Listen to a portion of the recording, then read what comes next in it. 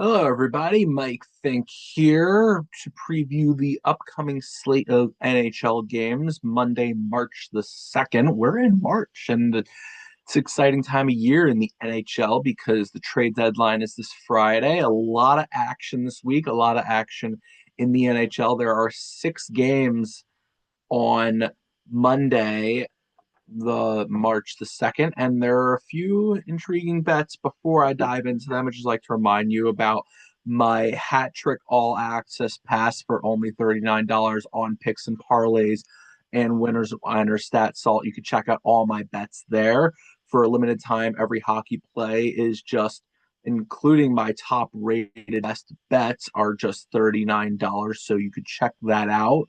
And I recommend doing that because I've been doing pretty well on the NHL bets lately.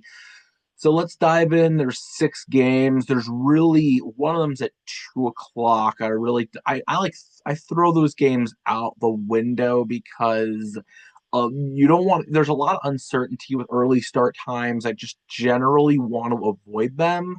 So I won't bother with that one. It's a early start time. It's in Nashville. But the other ones that are intriguing to me, let's start with the Blue Jackets, who are favored on the road minus 120 or 125, depending on where you get your odds. They are favored against the New York Rangers in the games in Madison Square Garden. Interestingly, the Rangers have won just 7 games in Madison Square Garden this year at home. Just crazy. They're a terrible home team. They're also a terrible team in general. So this is why I like the Blue Jackets. Minus 125 against the Rangers. I expect them to bounce back. They lost their recent game against the Islanders. They're looking to make a playoff push. The Rangers, their season's a lost cause at this point.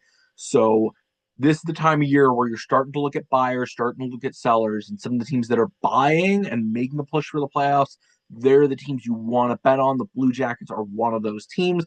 I like them there. So bet on them. They're favored on the road, not the ideal situation, but they're a good bet there. The next bet that I like is the Stars minus 1.5 puck line, and you're getting plus 130 as the payout.